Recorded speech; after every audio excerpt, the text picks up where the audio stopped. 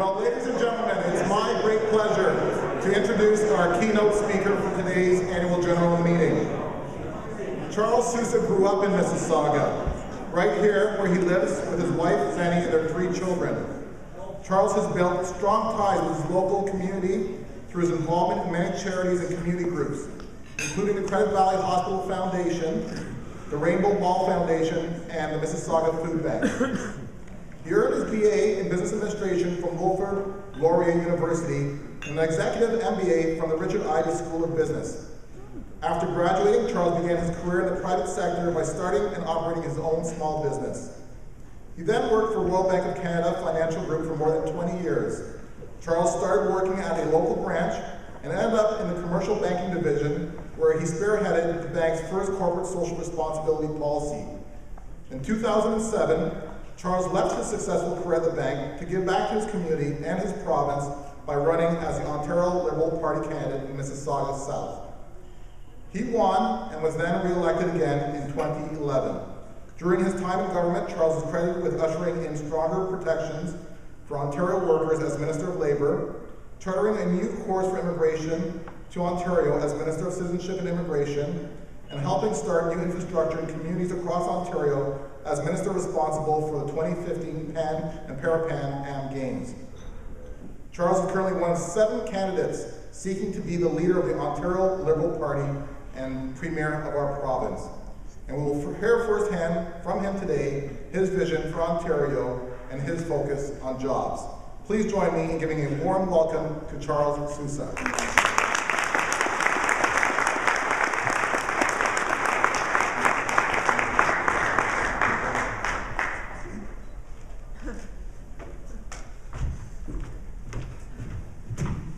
Well, good morning. Thank you, Sheldon, for the introduction. It's great to be here, and I appreciate you inviting me to give me the opportunity to be home, because I have been traveling around the province of late, and it is nice to be back home. It's great to be here with the Mississauga Board of Trade and all of you who I think share the same concerns and issues. It's all about trying to improve our economy, grow our economy, create those jobs for the things that matter in public service, be it healthcare and education. And more importantly, all of you are doing something extraordinary in that you're the ones creating jobs. It's entrepreneurs and businesses that make it happen.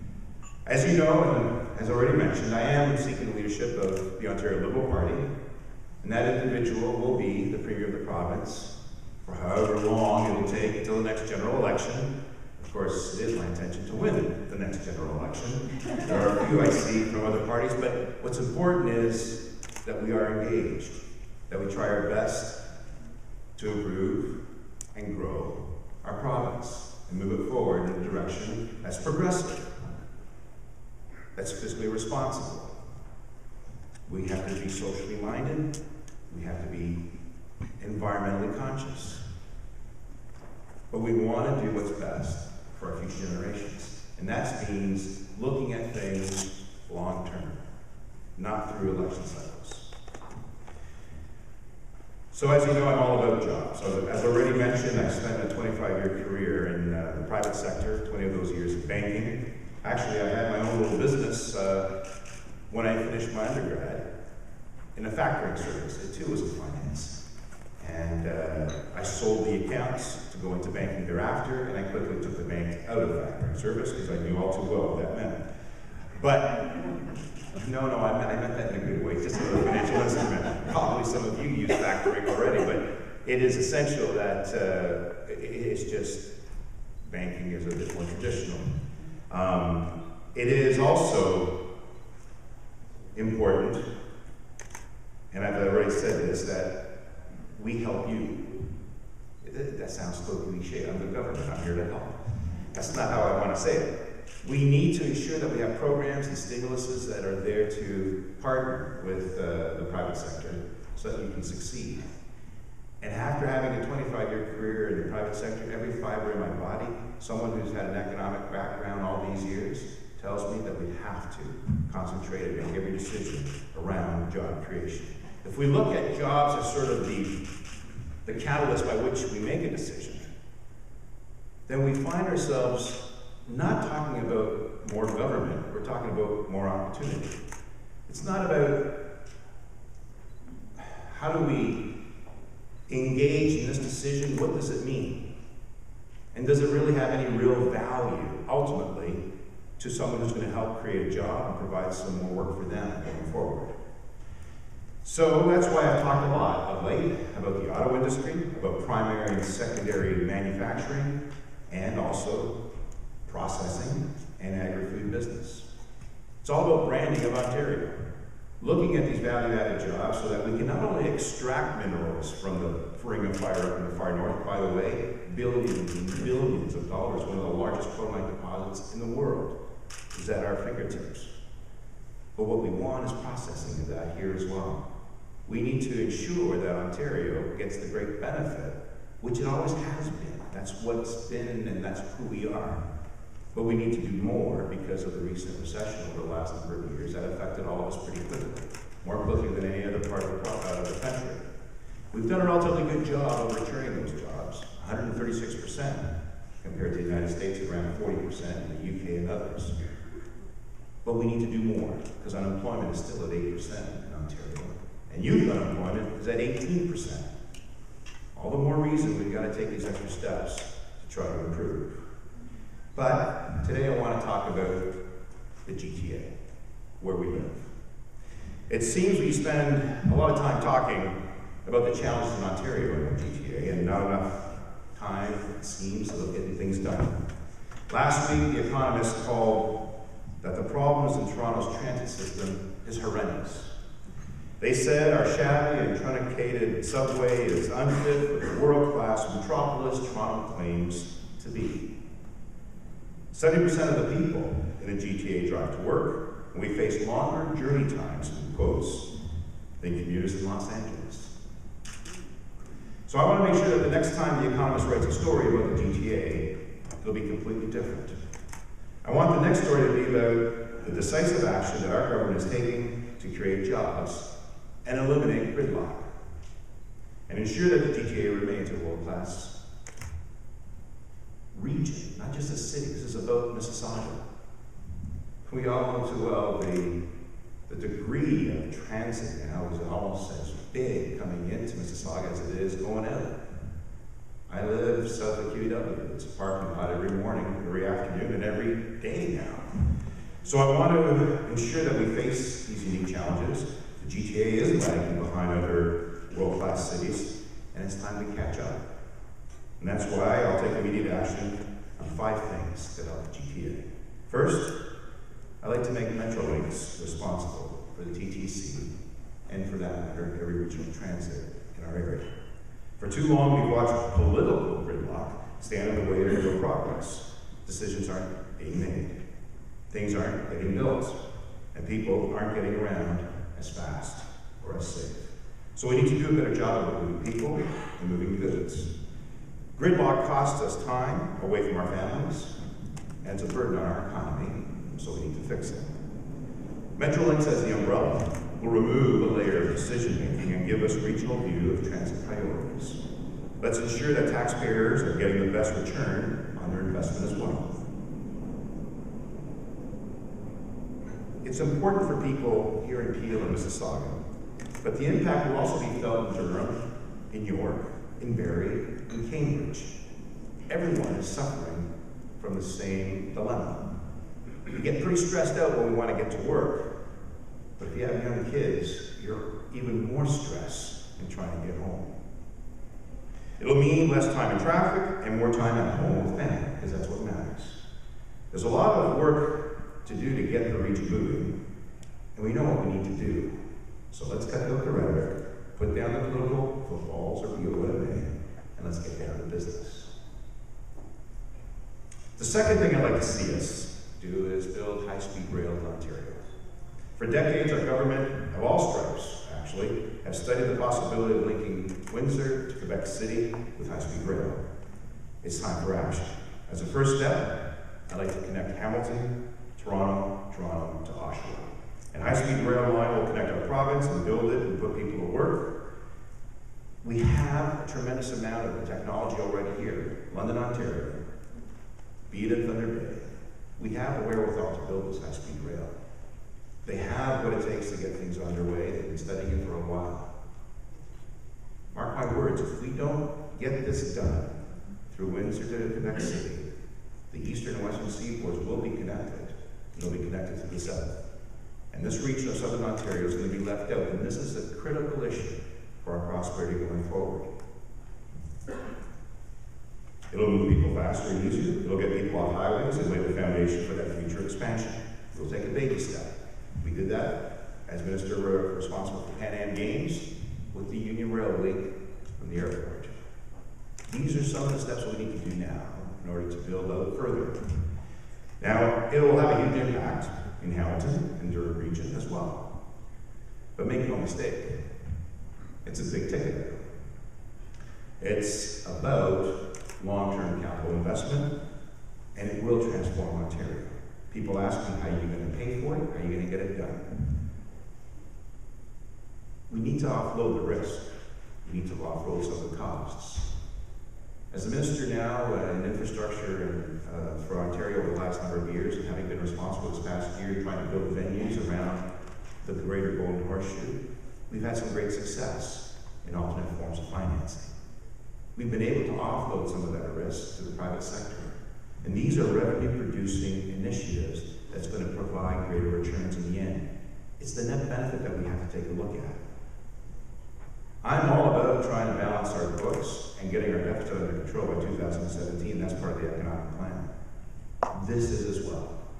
I sit on the Treasury Board, and I sit on the Management Board of Government. I do establish and help in the creation of our budget. We need to take a very methodic and controlled view, but we cannot make the easy decision, which is don't invest. That is critical for us going forward. Consider Brazil. In the worst of times, they began to invest in infrastructure and in post-secondary education. That's turned out to be a very positive outcome for them. And we do that well in Ontario. In fact, we've invested more in the last 5 years than the province has ever invested in its entire history. It works in other jurisdictions. It works in Ontario. We've delivered over 50 projects. This way, we've saved taxpayers over $2 billion. I have had the pleasure now of working alongside many individuals, stakeholders, businesses, trades, all of whom are prepared to put up the money to make this happen. What they want is leadership. They want us to provide some direction. They want us to be specific as to where we're going. Consider the subways. It'd be great to have more subways. Something that we had talked about for many years in the past. Yet every time a new government comes into play, regardless of what political stripe, they'll fill it up. We did that in the past, and it's cost us tremendously now. Connecting communities with better transit will increasingly be important as our region grows, but we got to be there for the long term. Another fact is that the growth in terms of supporting our economy is going to come from immigration. 100% of net new jobs are going to be filled by newcomers to Canada in the next 4 to 5 years. And that's why we need to make immigration work better for Ontario. As a former Minister of Citizenship and Immigration until a few weeks ago, because I had to resign in order to run the leader of this party, I know firsthand the challenges that immigrants face. I myself am a product of immigration. My dad, I'm very fortunate he chose Canada back in 1953. I'm grateful Ontario accepted him, because it's through that sacrifice and desire for greater opportunity that these skilled immigrants bring that makes us prosper. And there are many of you in this room who have made that decision too. What Ontario needs, though, is economic class immigrants, those with skills, those that can contribute to the province. And we used to attract well over 70% of all immigrants in that class. And that has fallen over time to other provinces because they've been given more powers of devolution, the power to choose. Ontario's never actually taken that position. We've always relied on the federal program. So I brought forward an immigration strategy to ensure that Ontario has greater power of choice, so that we can increase our economic class immigrants, so that we can use our ability and our growth to create even greater prosperity for all concerned. We have a number of programs around settlement and around integration for new immigrants. But there's many who come and want to come to Ontario with investment dollars. We've had some difficulty in getting them here. So part of that strategy is to allow more of them to come so that they can invest, create those jobs here in Ontario. You should know that Ontario has the highest retention of newcomers to Canada, much higher than the other provinces. And yet, the other provinces have received them because they've been allowed. They've been receiving the funding, and then we've been providing a lot of the integration and settlement programs because many of them have come to Ontario. That's got to change. We need to do what's right for Ontario as well. We have a mining sector in Sudbury. 4,000 opportunities exist up there. And they're always looking for an attraction of those skilled immigrants to come. So we need to make that better, because when newcomers succeed, Ontario succeeds. But the success isn't just measured by your place in the economy. It's also about the opportunities you're able to provide your children. Ontario does have some of the best post-secondary systems in the world. And this is a tremendous competitive advantage for us as well. The best and the brightest from around the world are now choosing Ontario. We're marketing our post-secondary education as an export. But there's still some room to grow. And that's why I've also suggested and said that we need to have 3 new post-secondary campuses within 90 days of taking office. We need to start growing our opportunity for our children. And one of them has to be in the GTA. I've called that, and I've had some of these discussions in the past, right by 401, Milton being one of the fastest growing communities, where Wilfrid Laurier has already put forward an excellent proposal, and they want to build a campus there, for example. And just as Premier Davis expanded UTM, we need to make campus expansions where our children live. It makes it more affordable for all concerned. So we can't afford to wait. We need to take action, and I say we get it done soon.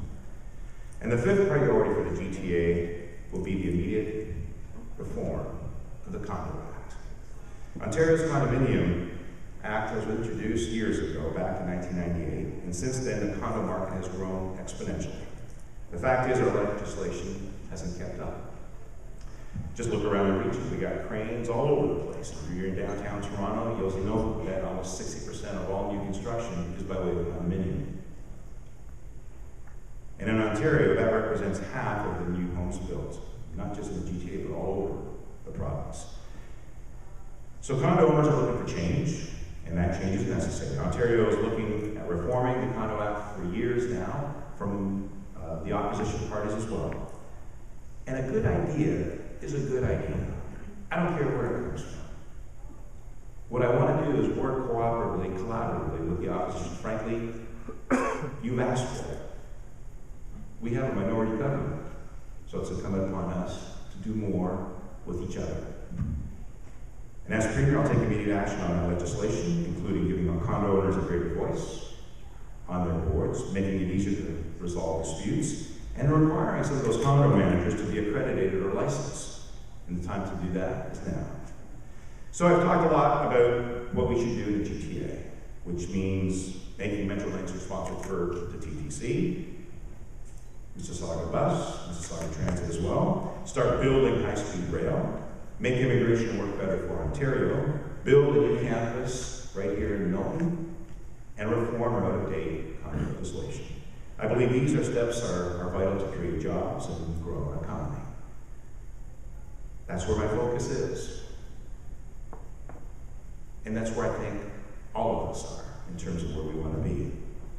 And as a business owner and as someone who's been in the private sector as long as I have, where I built my career, we need to take advantage of you. You're the ones that are going to make this successful. You're the ones that are looking and thinking always long-term in your businesses. And we have to do the same. It can't be, as I said, at every election cycle. So I need your input to develop those concrete solutions. And I believe we all want economists to write a very different story next time. One that talks about our progressive nature. And be proud. Be proud of what you have accomplished, because we are in much better shape than most other parts of the world. We do have a strong foundation. We do have the possibilities of doing even better and more. And I just want to be able to take advantage of that and work alongside many in our, regardless of political stripe, we need to work together to advance the needs of our province. It's not about the fortunes of any political stripe, by the way. It's about the fortunes of Ontario. And that's what I'm looking to do and why I want to be the Premier. I'm trying my best, but I need a good team around me to be successful. And that team includes everyone. So thank you all for coming, and I think I'll take some questions.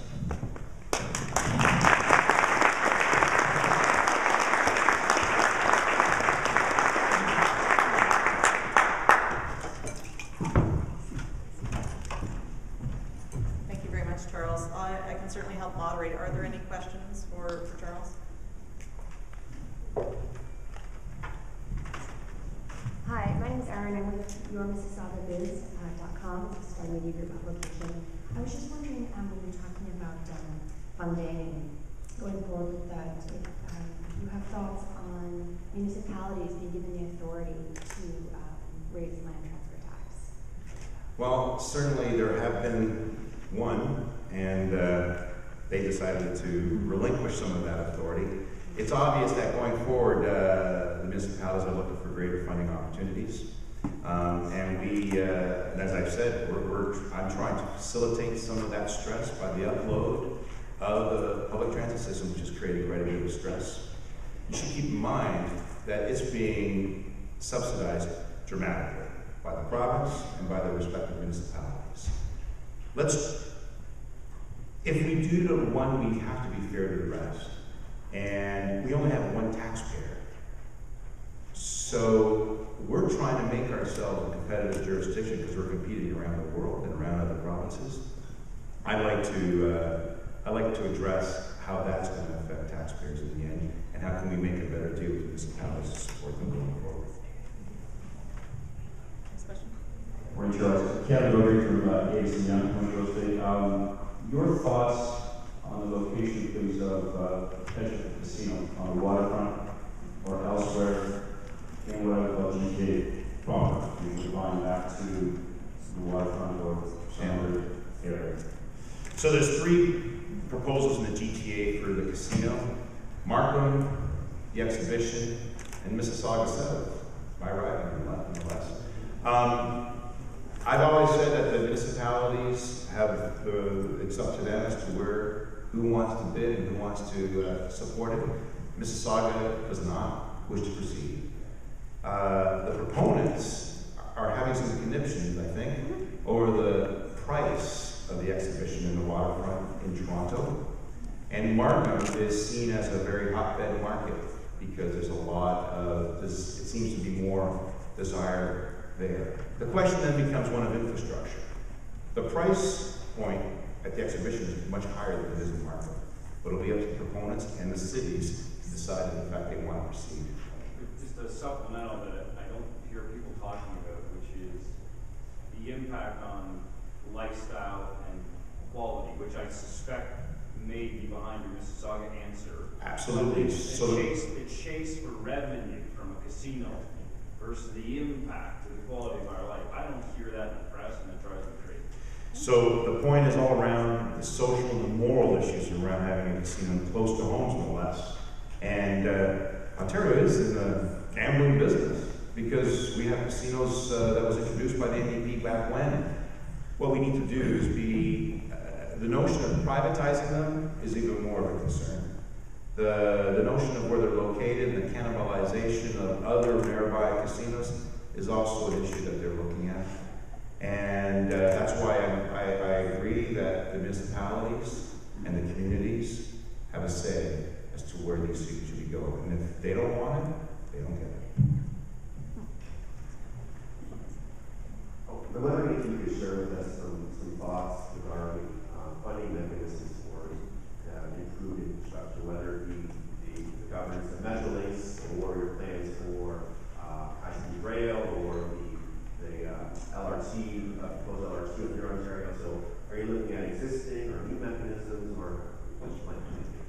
Yes, so the high-speed rail is actually one that has a revenue source, so there's going to be the ability to source revenue long-term, so private sector can play in that one and get a return. We would then also have to provide some degree of subsidy.